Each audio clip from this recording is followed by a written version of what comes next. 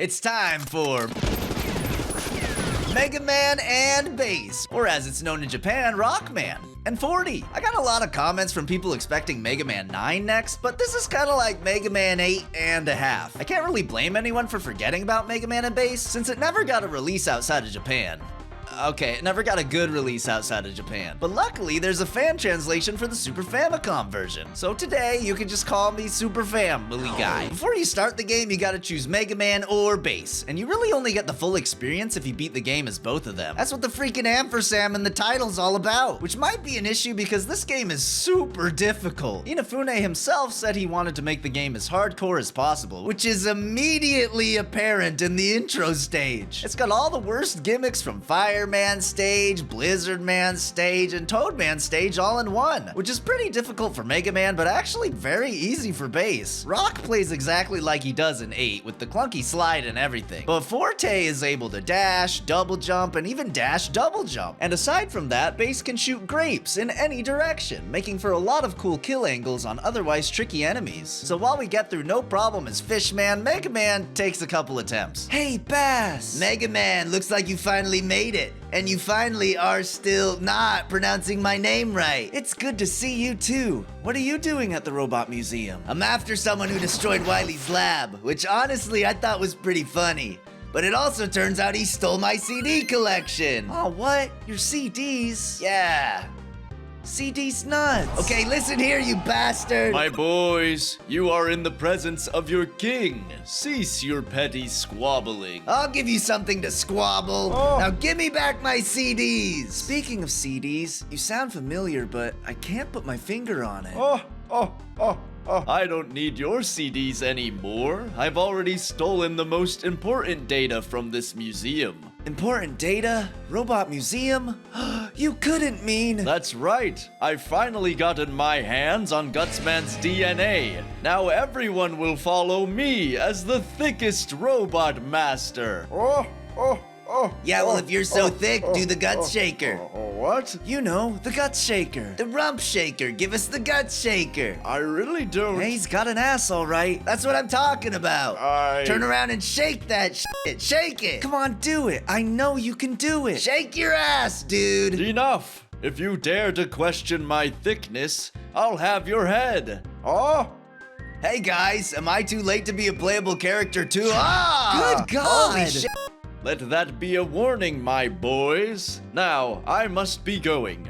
My ship sets sail right now. Proto Man, are you all right? Do I look all right? I mean, partly. Oh God, I'm in so much pain. I guess you weren't cut out to be a playable character after all. That's pretty good. Quit joking around. You have to stop King. He said half. Proto Man's right. We better split if we want to catch up to King. Oh man, I'm dying. Me too. And then we have to fight the laziest devil boss ever put into a game. I mean, they just copy-pasted the Jello Devil from Mega Man 8 onto the screen and then didn't program any of his cool attacks in. And then we're at the stage select. But there's only 3 bosses to pick from this time. The illusion of choice fades more and more each game. I'm sentient, I'm sentient, I'm sentient, Let's go to the ice level first. That always works out. Right away, you'll see a lot of reused assets from Mega Man 8. Skater Benoit, Club Penguin, and turrets. That's to be expected, but I find it funny how these helicopters were put in, but also deliberately reprogrammed to scam you out of items if you don't move quick enough. Speaking of moving quickly, there's already a ton of nasty platforming in this first level, which is tough for Mega Man, but feels balanced around Bass. The main reason we want to play through the game as both characters is to collect all the CDs, which unlocks entries in the database. Hurry up and find them. Certain CDs are locked behind sliding and rush search again, and the rest of them are locked behind being Bass. Seriously, I played through this game as Mega Man first, but Bass is just so much better at navigating all the bullshit in this game. Mega Man is slightly faster at beating bosses because of his power shot, but that only really matters for the first boss when you don't have any extra weapons. Speaking of the first boss, it's Goodman. He's a refrigerator. I love refrigerators. He doesn't really do anything crazy. Like a half health, he just summons clouds, man. He really was the easiest robot master to start with. And while Mega Man's weapon get animation is the same as usual, Bass is evil and edgy and loves lean. Next is Burner Man. Wait, a forest? Not really what I had in mind for a fire Wait. Try setting fire to the forest. It's really fun. I mean, it's definitely different. There's no lava, no falling fireballs, and the music is happy. There's nothing inherently fiery about this level at all. And then halfway through, everything just gets incinerated. And I'm here for it. These monkeys and rhinoceroses take like 40 shots to kill. F*** 'em. Burn it all to the ground. And this is also the first difficulty spike of the game. Burner Man. They call him that because of how many lives I burnt through trying to beat him. He has so many different moves, all tricky to avoid or impossible. And while Mega Man 8's bosses were super easy with their weakness, Burner Man is tough even with Ice Wall. To actually hurt him, you have to spawn it, and push him into the spikes while following him, or else it'll despawn off screen, which is easier said than done while he's dashing or diving around the stage. But after learning his pattern and never giving up and spending all my bolts on lives in the shop, we managed to beat him. Next is Pirate Man. The first thing I'll say is thank goodness they got rid of the swimming from Mega Man 8. It's just a regular water level with a regular amount of spikes everywhere. We play some Squid Games, find some treasure. Ah, what the fuck? And they reuse the bubbles from Tengu Man's stage, but I think it fits here better. Then we make it to Pirate Man. Look at all this gold. Could this be the One Piece? The One Piece is real!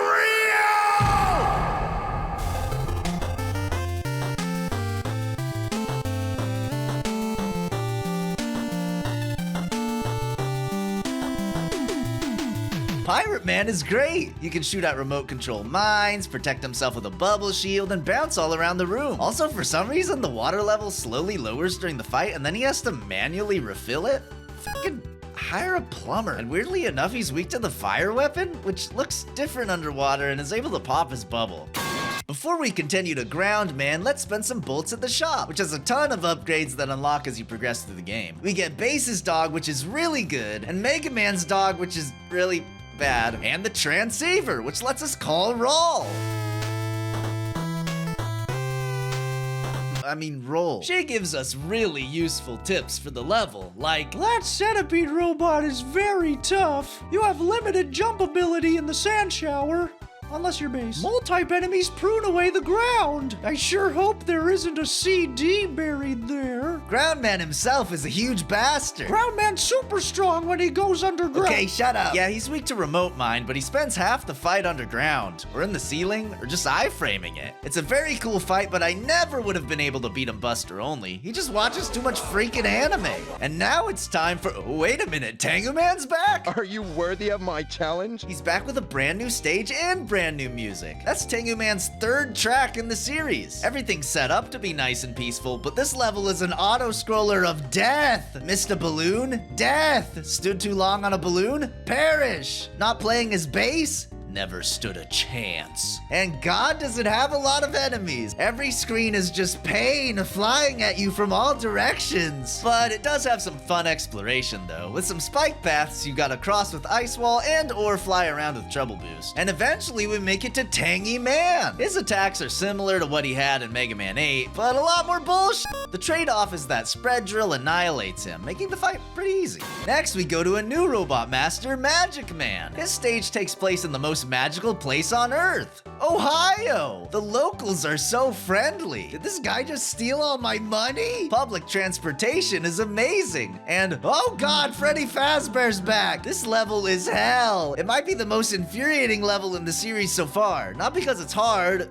it is, but because every bit of it is designed just to spite you. Magic Man takes everything from you. Your bolts, your lives, your time, and the man himself steals your health every time he hits you. Thank goodness Tengu Man gave us a knife in this game because this time it's personal. Oh hey, Astro Man is back too. Now unfortunately, while his stage in Mega Man 8 was one of the most creative stages in the series, in Mega Man and Bass, it's kinda mid. No more trippy backgrounds, MC Escher mazes, or tower escape sequences. Instead, we've got elevator spike platforms, and Simon Says, and oh no! I've never seen so many Yoku blocks in one place, and they just don't stop. God have mercy on my soul for having to play through this as Mega Man. Astro Man was one of the easiest fights in Mega Man 8, but in this one, he's a monster. No more stun locking him with his weakness. Instead, he iframes constantly, spawns shadow clones, and sticks around the ceiling where you can't shoot him. Thank goodness you can aim Magic Card up, or this fight would be freaking impossible. And last but certainly not least is Dynamo Man. This level has so many frustrating moments. Hyperspeed conveyor belts, the most annoying mini-boss known to man, and darkness. It's a good thing this level was saved for last because all of these mechanics are pretty unplayable without special weapons. Sandy Cheeks himself is the most over-the-top boss in the series so far. He's got so many different attacks. Constant dashing, lightning spamming, yellow devil dodging, Enemy chaser! and he can even freaking heal himself at low health? This dude has enough abilities to be a playable character himself. And copy vision isn't just his weakness, it's freaking mandatory to counter most of his attacks. But if you manage to beat him, his helmet breaks, exposing him to the harsh, uninhabitable air conditions of 20XX Earth, and he dies. Now before we go to the final stages, there's a little bonus stage we can check out, where you use each of the special weapons to solve a puzzle to earn bolts. Clearing the whole stage gets us 1,200 bolts, and thank God, because we're gonna need as many upgrades and lives as we can get to beat the King stages. These levels are notorious, not only for being hard, but also for being just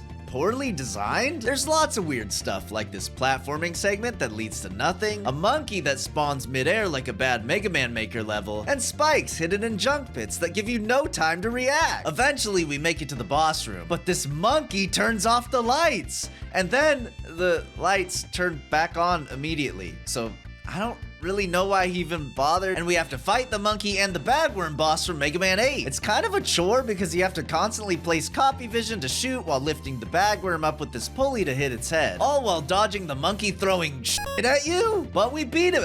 What? Oh, of course the platform breaks when I beat him. How fucking silly of me. King Stage 2's level design is fine. Instead, its difficulty comes from its bosses, a pair of metal slug tanks. The first one, we have to destroy 3 different sections of it while avoiding being ran over, which takes forever, but we get through just fine. The second one, however, is absolute hell. It's an infinite auto-scroller with floating platforms over an instant death pit, and the tank does everything in its power to make sure you fall into it. It shoots out fists to break the platforms beneath your feet, it fires screen-wide lasers to stun you as you're trying to jump, and even throws out flashbangs to physically blind you so you'll mess up your jump. And just to spite you, the boss constantly spits out health and weapon energy because it knows it doesn't matter how much bar you have, you will fall into the pit eventually. This boss takes a lot of trial and error, which sucks because if you get a game over, you have to go back and beat the first version too. But eventually, we beat it with our retinas only slightly permanently damaged, and it's on to the final King stage. Bass, of course, has a really easy time getting through this stage, while Mega Man has to do a ton of ice wall platforming just to exist. But eventually, we make it to the King. I'm impressed you've managed to make it this far, my boys. It was easy. It wasn't. But now you'll have to get past my new dummy thick shield if you want to stop me. I don't care how thick it is. I'll destroy anyone that messes with my CD collection. Sorry, but I'm gonna have to press X to doubt that. The first phase of this fight is kind of tricky since we can't actually hurt King. No matter what we do, everything bounces off of his shield. It's no use. No matter what we do, everything bounces off of his shield.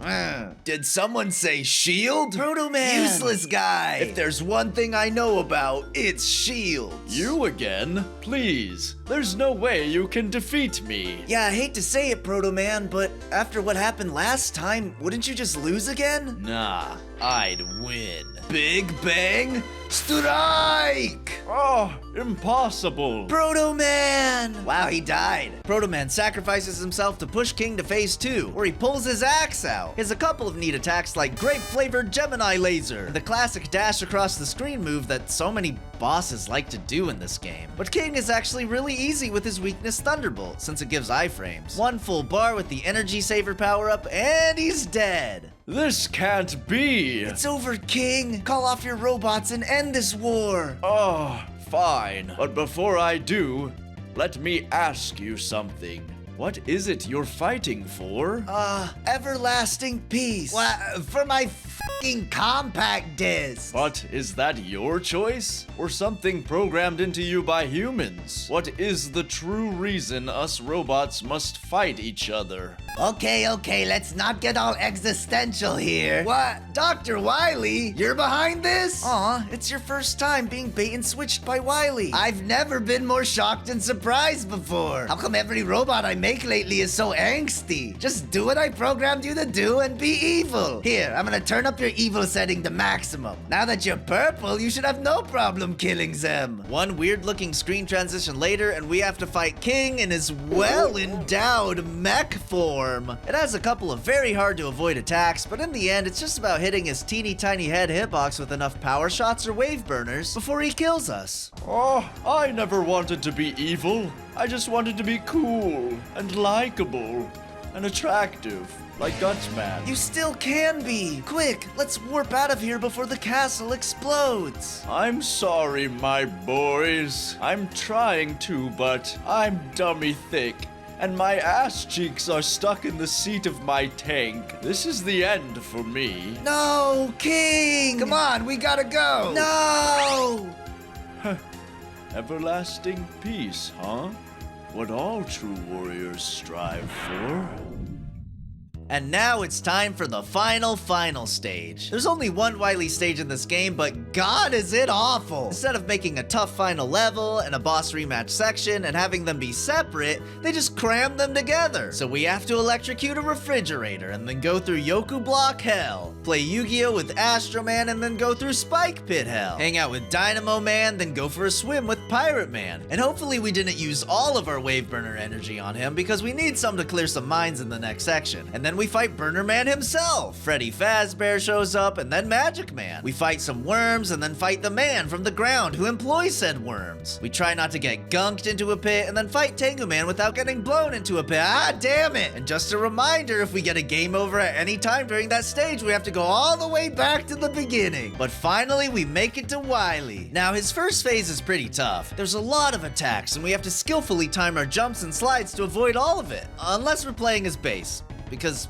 of course. And phase 2 is pretty standard Wily capsule behavior, but just without E-tanks. We did end up buying the super armor from the shop by this point, which reduces damage taken by half, and using power shots and magic cards and lightning bolt iframes, we managed to beat him. He does this funny little animation, and we see the ending cutscene. Oh ho ho, Dr. Wily! I'm still missing like 50 CDs after that playthrough. Well, you see, some of them are pretty well hidden. But also, I might have sold some of them to fund the building of King 2. What? King 2? Not on my watch. Ah, my blueprint. Nice going, Proto Dude. No problem. Sorry about your CDs, though. Whatever. Maybe I'll feel better after I kick the crap out of this old man. Hey, What? you know what? After all that's happened, I'd feel better too. Huh? Mega Man, welcome home! Yeah, he's back. Unlike my ex-wife. Hey guys. What's the matter, Mega Man? We beat Wily, but King died for it. I feel like every time I meet a cool new robot, they freaking die or leave the planet or something. Aw, don't look so down, Mega Man. There's a letter here for you. A letter? From who? I mean, I'm not a genius or anything, but there's a big fucking K stamped on it, so I'm pretty sure. Okay, I get it. Jeez. Dear Mega Man, I lived. Don't ask how. Thanks to my battle with you, I learned what's important isn't thickness of body, but thickness of heart. So I'll be atoning for my crimes by spreading peace throughout the world. Until we meet again, King. Oh wow, that's great news! Yeah, King is awesome. I can't wait to see him in future games. P.S. I won't be in any future games, so this is actually probably just goodbye. Oh, and that's Mega Man and Bass! In the end, it's a pretty good game. It's definitely more difficult than the other games in the series so far, but I think overall it's still fair and balanced. There's a lot of tough sections, but most of them can be circumvented by buying upgrades from the shop, or multiple lives for extra practice, or by playing bass. And I haven't collected all the CDs yet, but some of the data entries are funny, cursed, and arguably canonical. Like this one about Flashman stopping time to spy on women in the bath, Anchor hating foreigners, and Hardman's hardussy. But to end on a nicer note, I find it really sweet that although Mega Man 8 released on the PlayStation 1 and Sega Saturn, Capcom made Mega Man and Bass for the SNES just for the fans that didn't have the new system yet. In a world where games and media constantly evolve to be prettier and more realistic, it's fun looking back to a simpler time where accessibility and familiarity were important as well. And that's it. That's the game. Thanks for watching. And I want to give a special thanks to my Mega Chads for their extra support of the channel. You can become a Mega Chad today by clicking the join button. Thanks again, and I'll see you next time, everybody.